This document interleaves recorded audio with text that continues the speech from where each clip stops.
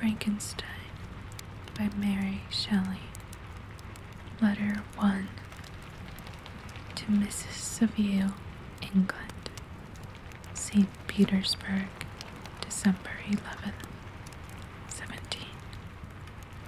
You will rejoice to hear that no disaster has accompanied the commencement of an enterprise which you have regarded with such evil forebodings. I arrived here yesterday, and my first task is to assure my dear sister of my welfare and increasing confidence in the success of my undertaking.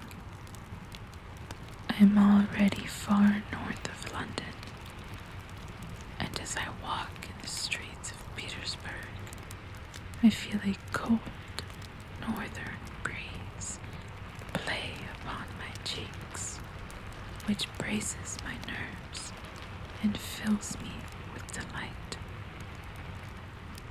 Do you understand this feeling? This breeze, which has traveled from the regions towards which I am advancing, gives me a foretaste of those icy climes. Inspirited by this wind of promise, my daydreams become more fervent and vivid. I try in vain to be persuaded that the pole is the seat of frost and desolation. It ever presents itself to my imagination as the region of beauty and delight. There, Margaret, the sun is forever visible, its broad disk just skirting the horizon and diffusing a perpetual splendor. There, for with your leave, my sister, I will put some trust in preceding navigators. There, snow and frost are banished, and sailing over a calm sea, we may be wafted to a land surpassing in wonders and in beauty every region hitherto discovered on the habitable globe.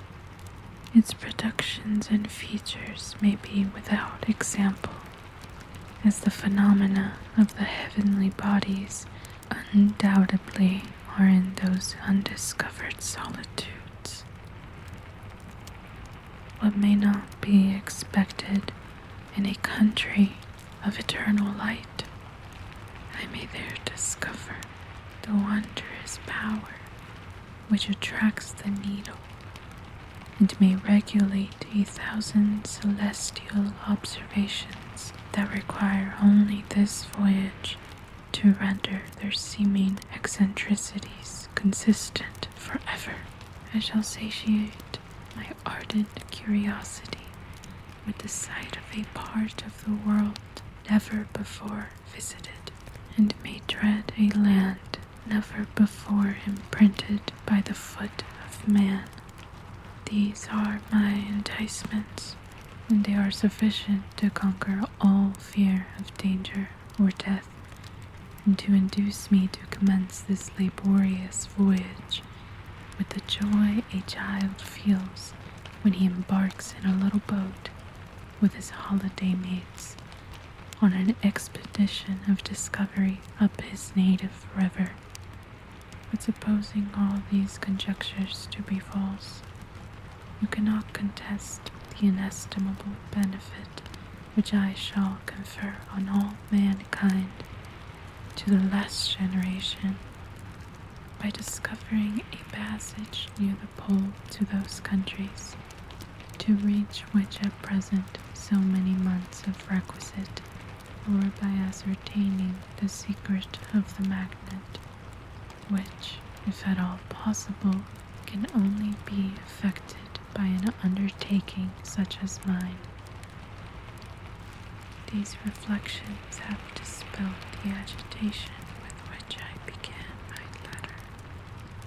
and I feel my heart glow with an enthusiasm which elevates me to heaven, for nothing contributes so much to tranquilize the mind as a steady purpose, a point on which the soul may fix its intellectual eye. This expedition has been the favorite dream of my early years. I have read with ardor the accounts of the various voyages which have been made in prospect of arriving at the North Pacific Ocean through the seas which surround the pole. You may remember that a history of all voyages made for purposes of discovery composed the whole of our good Uncle Thomas' library. My education was neglected, yet I was passionately fond of reading.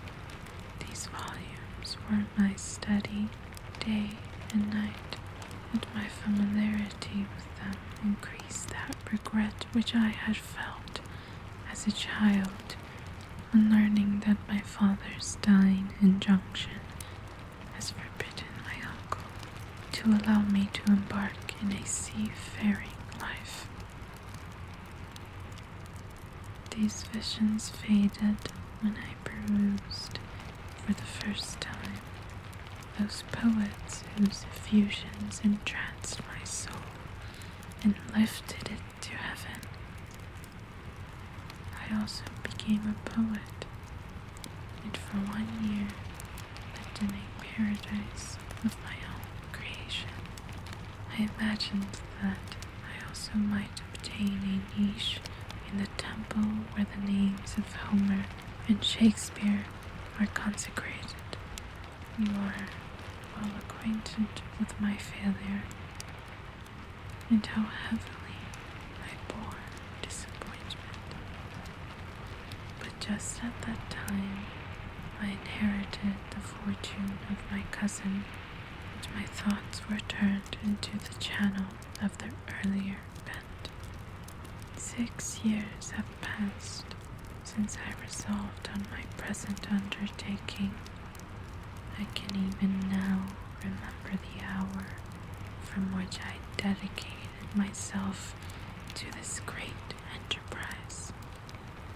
I commenced by inuring my body to hardship. I accompanied the whale fishers on several expeditions to the North Sea. I voluntarily endured cold, famine, thirst, and want of sleep. I often worked harder than the common sailors during the day, and devoted my nights to the study of mathematics.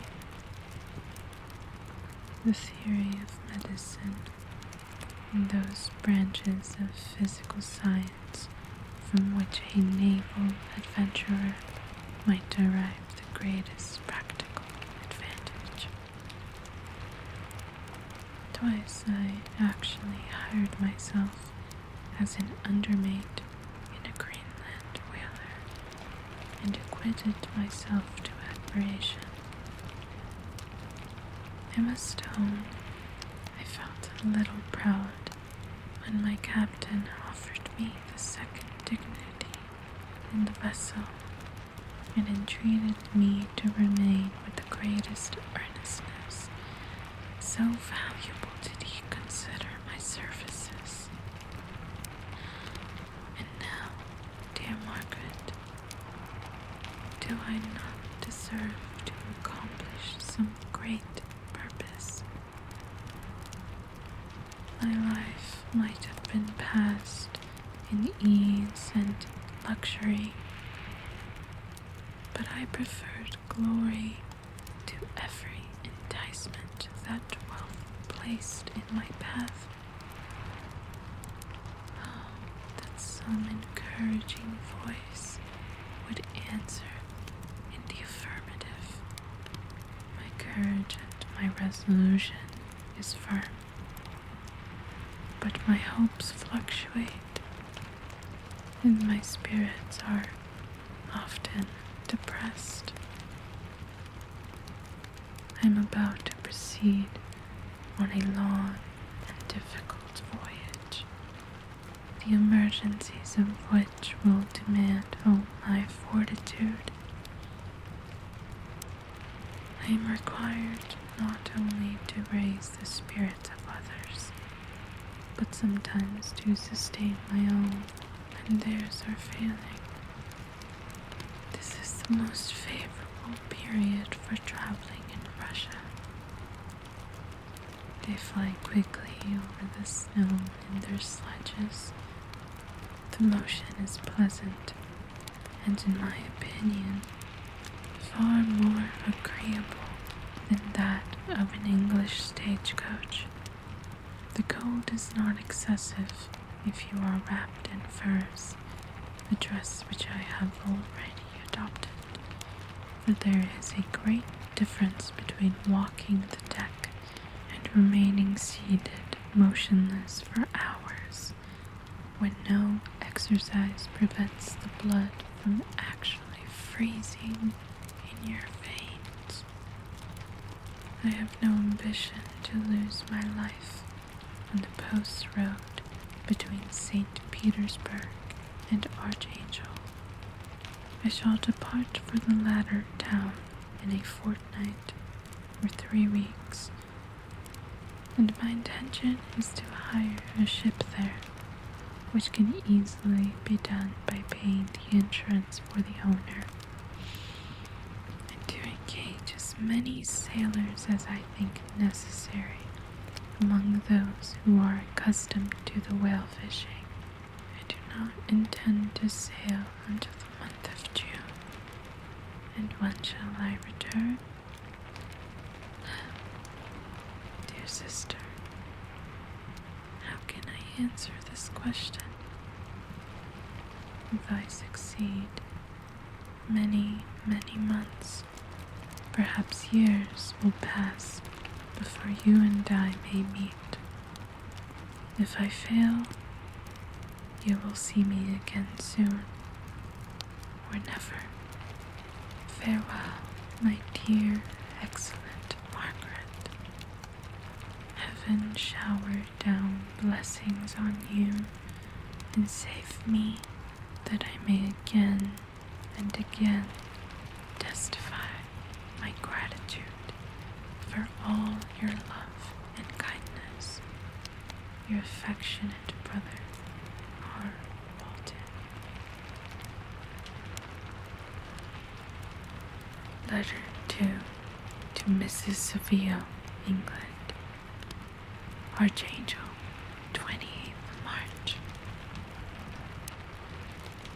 How slowly the time passes here, encompassed as I am by frost and snow. Yet a second step is taken towards my enterprise. I've hired a vessel and am occupied in collecting my sailors. Those whom I have already engaged appear to be men on whom I can depend and are certainly possessed of dauntless courage. But I have one want, which I have never yet been able to satisfy, in the absence of the object of which I now feel as a most severe evil. I have no friend, Margaret. When I am glowing with the enthusiasm of success, there will be no one to participate my joy. If I am assailed by disappointment, no one will endeavor to sustain me in my dejection. I shall commit my thoughts to paper, it is true, but that is a poor medium for the communication of feeling. I desire the company of a man who could sympathize with me, whose eyes would reply to mine. You may deem me romantic, my dear sister, but I bitterly feel the want of a friend. I have no one near me, gentle yet courageous, possessed of a cultivated as well as of a capacious mind, whose tastes are like my own, to approve or amend my plans. How would such a friend repair the faults of your poor brother? I am too ardent in execution and too impatient of difficulties, but it is a still greater evil to me that I am self-educated. For the first 14 years of my life, I ran wild on a common and read nothing but our Uncle Thomas's books of voyages. At that age, I became acquainted with the celebrated poets of our own country, but it was only when it had ceased to be in my power to derive its most important benefits from such a conviction that I perceived the necessity of becoming acquainted with more languages than that of my native country. Now I am 28, and am in reality more illiterate than many schoolboys of 15. It is true that I have thought more, and that my daydreams are more extended and magnificent, but they want, as the painters call it, keeping, and I greatly need a friend who would have sense enough not to despise me as a romantic, and affection enough for me to endeavor to regulate my mind. Well, these are all useless complaints.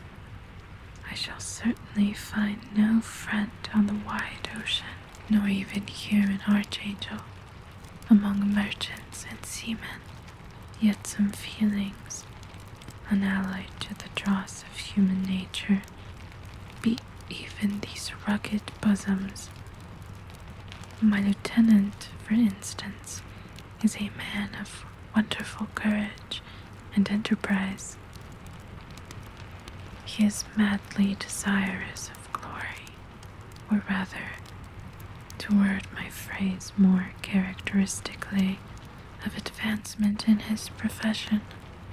He is an Englishman, and in the midst of national and professional prejudices, unsoftened by cultivation, retains some of the noblest endowments of humanity. I first became acquainted with him on board a whale vessel, finding that he was unemployed in this city.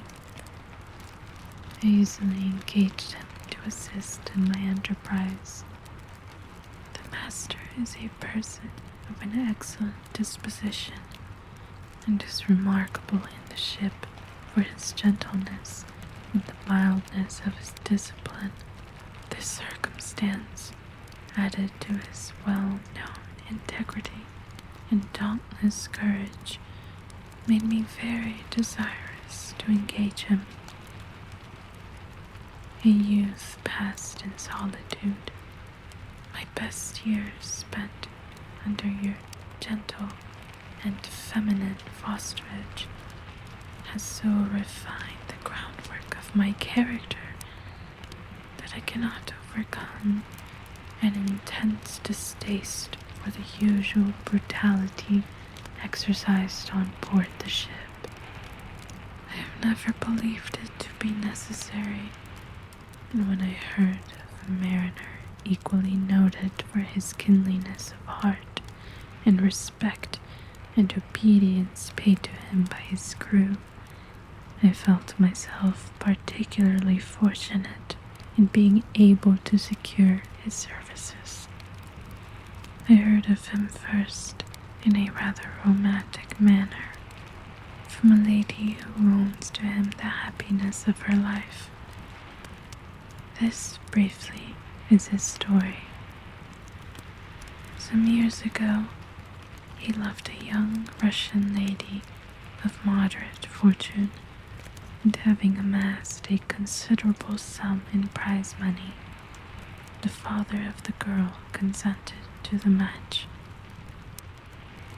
He saw his mistress once before the destined ceremony, but she was bathed in tears, and throwing herself at his feet, entreated him to spare her, confessing at the same time that she loved another, but that he was poor, and that her father would never consent to the union.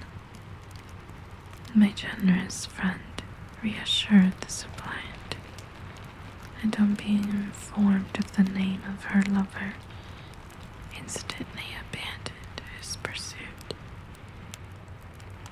He had already bought a farm with his money, on which he had designed to pass the remainder of his life, but he bestowed the whole on his rival, together with the remains of his prize money, to purchase stock, and then himself solicited the young woman's father to consent to her marriage with her lover. But the old man decidedly refused, thinking himself bound in honor to my friend, who, when he found the father inexorable, quitted his country, nor returned until he heard that his former mistress was married according to her inclinations. What a noble fellow, you will exclaim. He is so, but then he is wholly uneducated. He is as silent as a Turk, and a kind of ignorant carelessness attends him, which, while it renders his conduct the more astonishing, detracts from the interest and sympathy which otherwise he would command. Yet do not suppose, because I complain a little, or because I can conceive a consolation for my toils, which I may never know, that I am wavering in my resolutions. Those are as fixed as fate, and my voyage is only now delayed until the weather shall permit my embarkation. The winter has been dreadfully severe, but the spring promises well, and it is considered as a remarkably early season, so that perhaps I may sail sooner than expected. I shall do nothing rashly. You know me sufficiently to confide in my prudence and considerateness whenever the safety of others is committed to my care. I cannot describe to you my sensations on the near prospect of my undertaking. It is impossible to communicate to you a conception of the trembling sensation, half pleasurable and half fearful, in which I am preparing to depart. I am going to unexplored regions, to the land of mist and snow, but I shall kill no albatross. Therefore, do not be alarmed for my safety, or if I should come back to you as worn and woeful as the ancient mariner, you will smile at my illusion, but I will disclose a secret. I have often attributed my attachment to my passionate enthusiasm for the dangerous mysteries of ocean, to that production of the most imaginative of modern poets. There is something at work in my soul which I do not understand. I am practically industrious, painstaking, a workman to execute with perseverance and labor. But besides this, there is a love for the marvelous, a belief in the marvelous, intertwined in all my projects, which hurries me out of the common pathways of men, even to the wild sea and unvisited regions I am about to explore. But to return to dearer considerations, shall I meet you again, after having traversed immense seas, and returned by the most southern cape of Africa or America? I dare not expect such success, yet I cannot bear to look on the reverse of the picture. Continue for the present to write to me by every opportunity. I may receive your letters on some occasions when I need them most to support my spirits. I love you very tenderly. Remember me with affection, should you never hear from me again. Your affectionate brother, Robert Walton.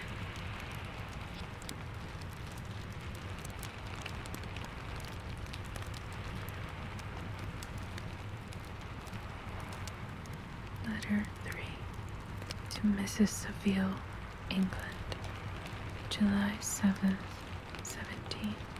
Unknown. My dear sister, I write a few lines in haste to say that I am safe and well advanced on my voyage. This letter will reach England by a merchantman now on its homeward voyage from Archangel, more fortunate than I, who may not see my native land, perhaps, for many years.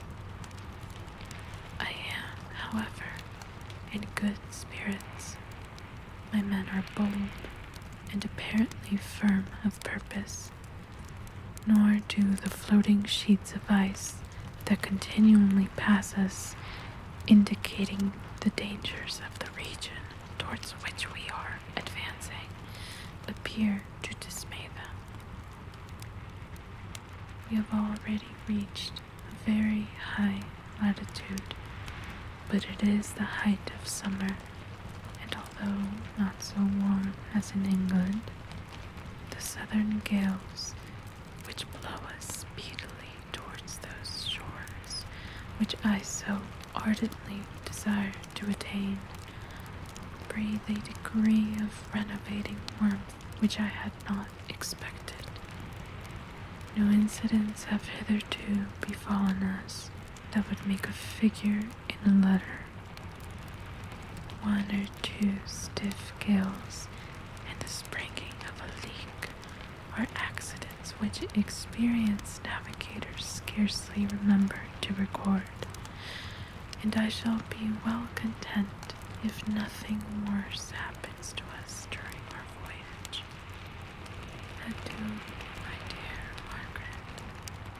Be assured that for my own sake, as well as yours, I will not rashly encounter danger. I will be cool, persevering, and prudent.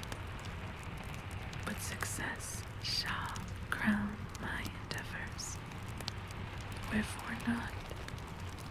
Thus far I have gone, tracing a secure way over the pathless seas, the very stars themselves being witness and testimonies of my triumph. Why not still proceed over the untamed yet obedient element?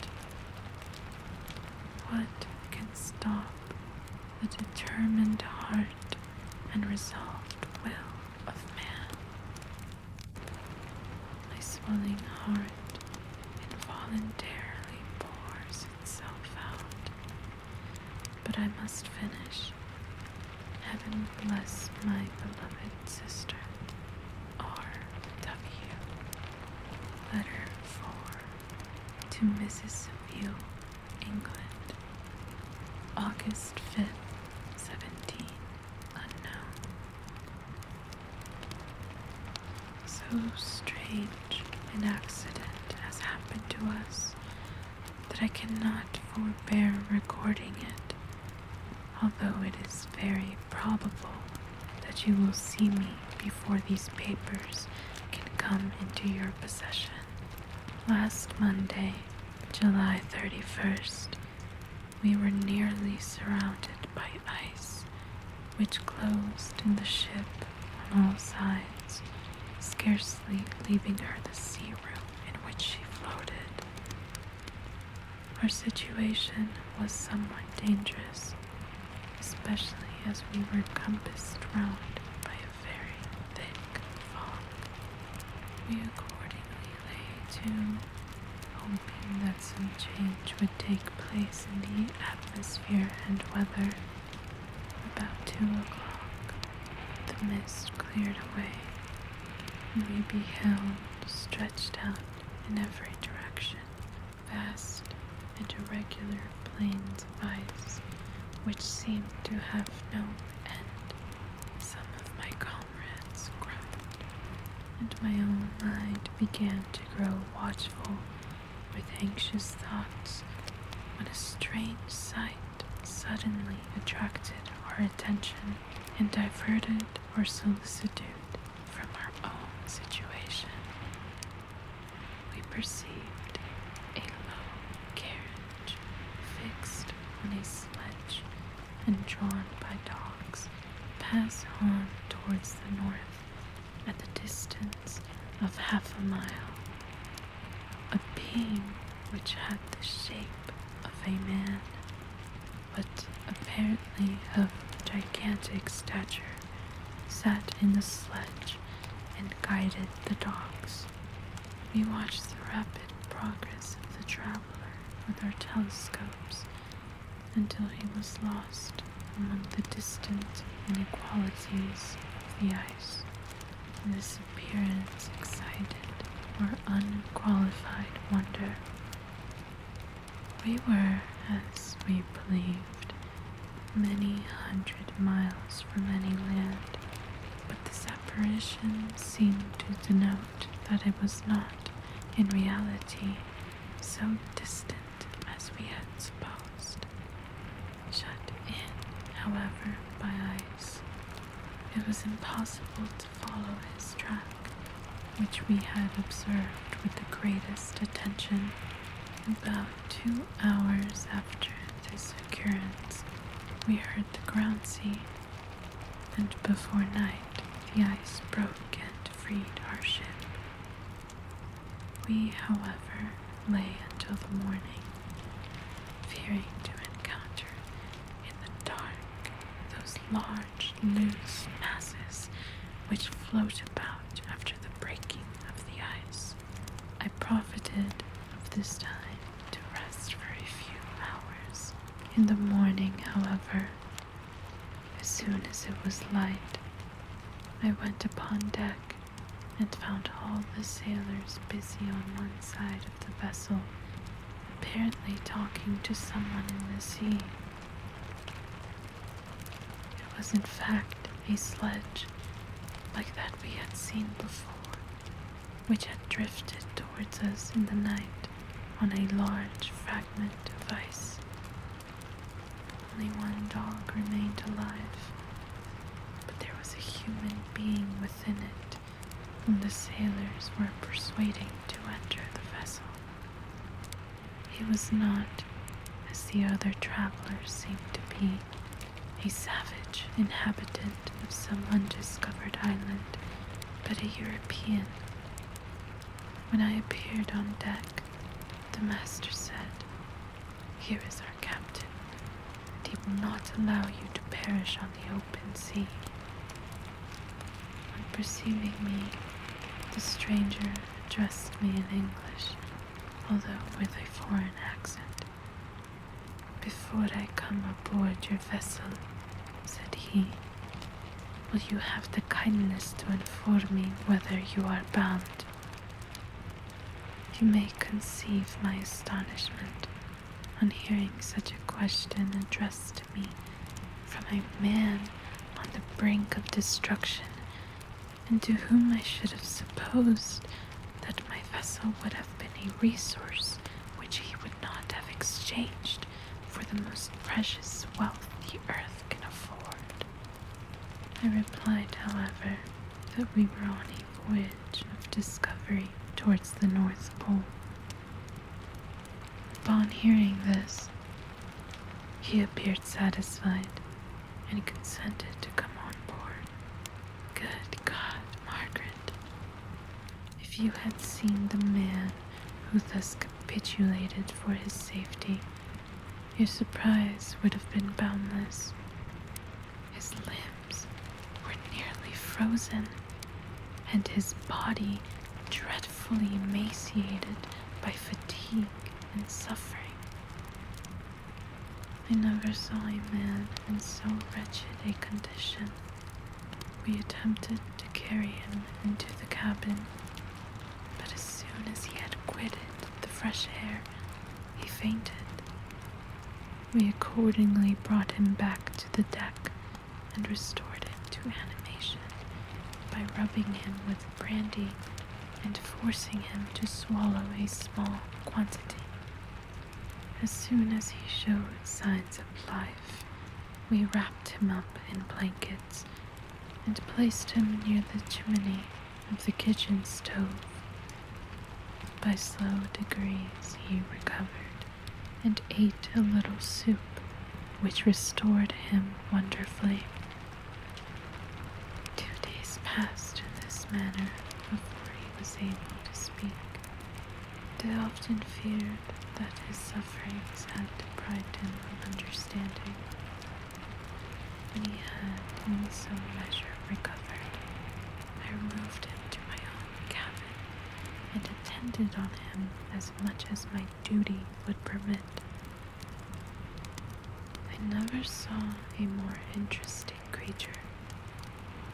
His eyes have generally an expression of wildness and even madness, but there are moments when, if anyone performs an act of kindness towards him, or does him any the most trifling service, his whole countenance is lighted up, as it were, with a beam of benevolence and sweetness that I never saw equaled.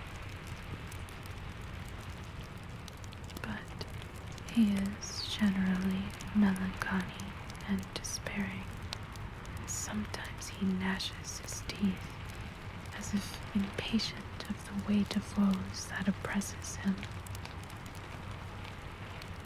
When my guest was a little recovered, I had great trouble to keep off the men who wished to ask him 1,000 questions, but I would not allow him to be tormented by their idle curiosity in a state of body and mind whose restoration evidently depended upon entire repose.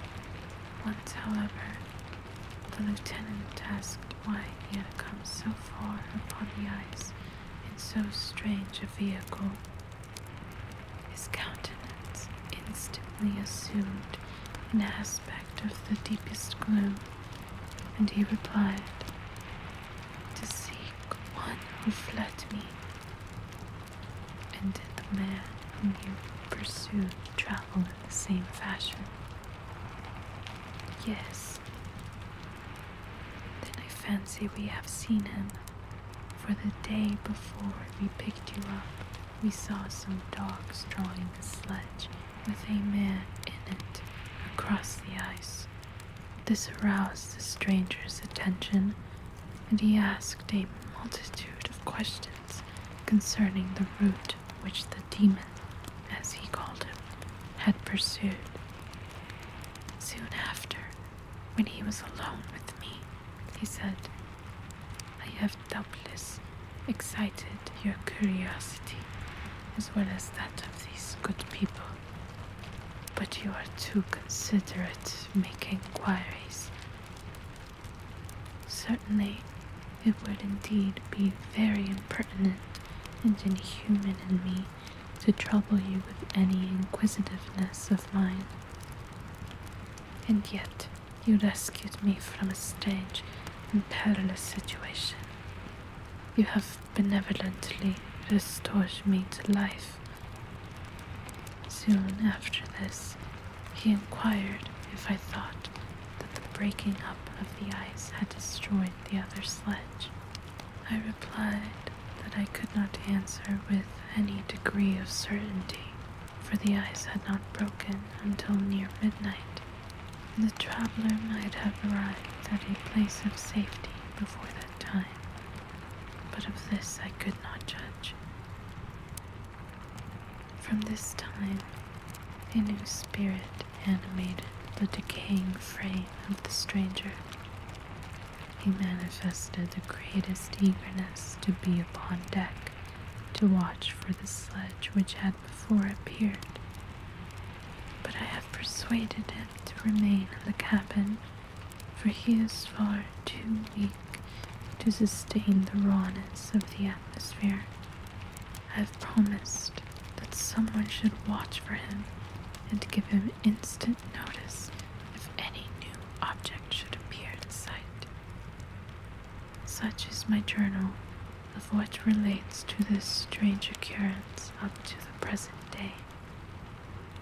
The stranger has gradually improved in health, but is very silent and appears uneasy when anyone except myself enters his cabin. Yet his manners are so conciliating and gentle that the sailors are all interested in him, though they have very little communication with him.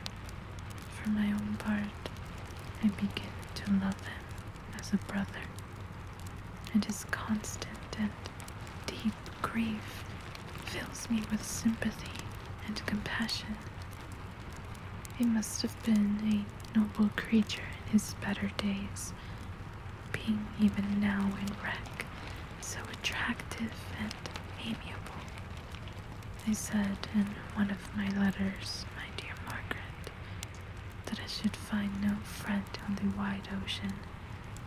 Yet I have found a man who, before his spirit had been broken by misery, I should have been happy to have possessed as the brother of my heart.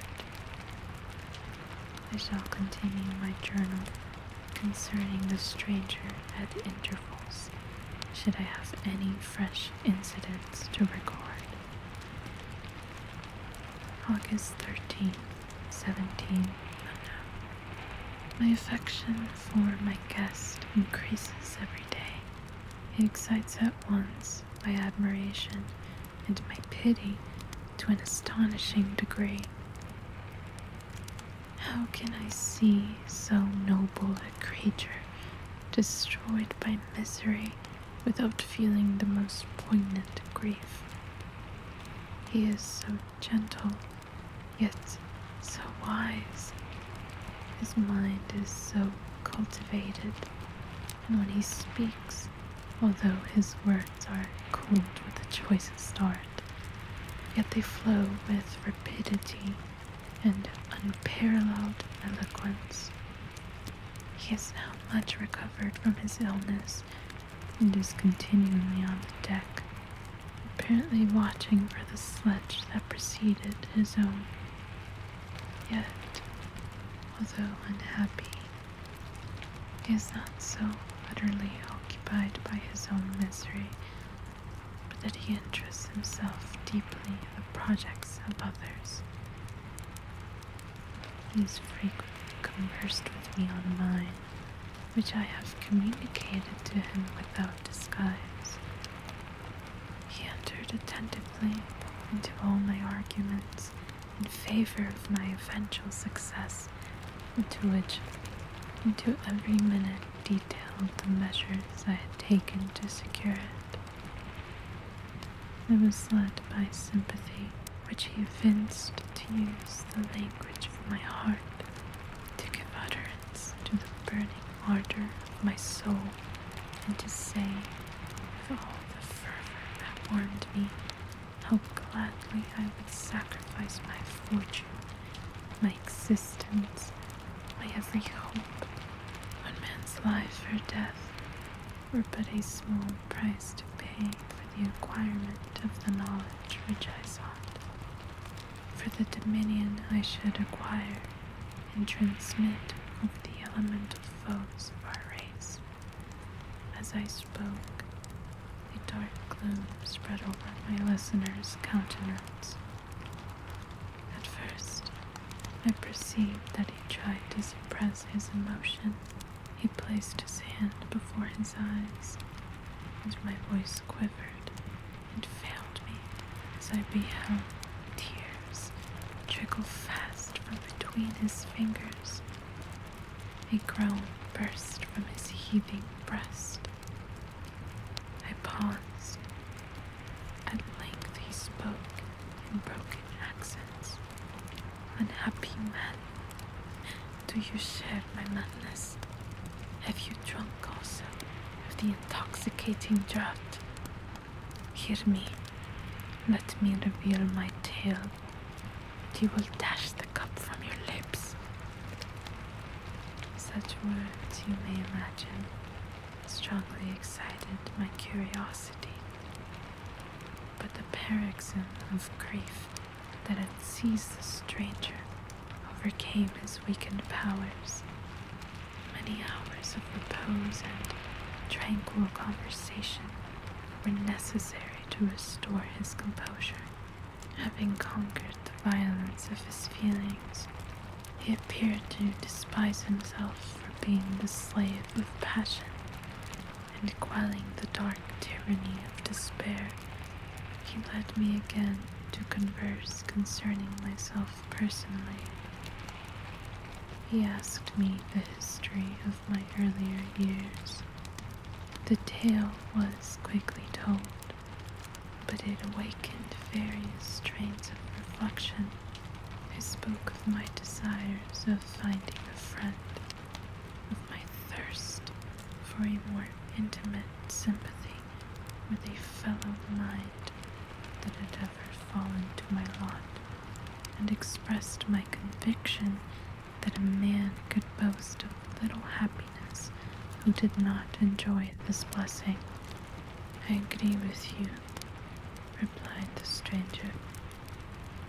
We are unfashioned creatures, but half made up. If one wiser, better, dearer than ourselves, such a friend ought to be. Do not lend his aid to perfectionate our weak and faulty natures. I once had a friend, the most noble of human creatures, and am entitled, therefore, to judge respecting friendship. You have hope and the world before you, and have no cause for despair. But I have lost everything, and cannot begin life anew. As he said this, his countenance became expressive of a calm, settled grief that touched me to the heart. But he was silent, and presently retired to his cabin, even broken in spirit as he is. No one can feel more deeply than he does the beauties of nature. The starry sky, the sea, and every sight afforded by these wonderful regions seem to have the power of elevating his soul from earth. Such a man has a double existence. He may suffer misery and be overwhelmed by disappointment, yet when he has retired into himself, he will be like a celestial spirit that has a halo around him, within whose circle no grief wherever folly ventures. Will you smile at the enthusiasm I express concerning this divine wanderer? He would not if he saw him. You have been tortured and refined by books and retirement from the world, and you are therefore somewhat fastidious. But this only renders you the more fit to appreciate the extraordinary merits of this wonderful man. Sometimes I have endeavored to discover what quality it is which he possesses that elevates him so immeasurably above any other person I ever knew. I believe it to be an intuitive discernment, a quick but never failing power of judgment, a penetration into the causes of things unequaled for clearness and precision. Add to this a facility of expression and a voice whose varied intonations are soul subduing music. August 19, 17, on now. Yesterday, a stranger said to me, "You may easily perceive, Captain Walton, that I have suffered great and unparalleled misfortunes. I had determined at one time that the memory of these evils should die with me. But you have won me to alter my determination. You seek for knowledge and wisdom as I once did, and I ardently hope that the gratification of your wishes may not be a serpent to sting you as mine has been. I do not know that the relation of my disasters will be useful to you. Yet, when I reflect that you are pursuing the same course, exposing yourself to the same dangers which have rendered me what I am, I imagine that you may deduce an apt moral from my tale, one that may direct you if you succeed in your undertaking, and console you in case of failure. Prepare to hear of occurrences which are usually deemed marvelous. Were we among the tamer scenes of nature, I might fear to encounter your unbelief, perhaps your ridicule. But many things will appear possible if these wild and mysterious regions which would provoke the laughter of those unacquainted with the ever-varied powers of nature. Nor can I doubt that my tale conveys in its series internal evidence of the truth of events of which it is composed. You may easily imagine that I was much gratified by the offered communication, yet I could not endure that he should renew his grief by a recital of his misfortunes. I felt the greatest eagerness to hear the promised narrative, partially from curiosity and partially from a strong desire to ameliorate his fate if it were in my power. I expressed these feelings in my answer. "I thank you," he replied, "for your sympathy, but it is useless.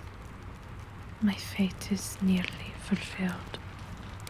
I wait for one event, and then I shall repose in peace. I understand your feeling," continued he, perceiving that I wished to interrupt him. "But you are mistaken, my friend. If thus you will allow me to name you, nothing can alter my destiny.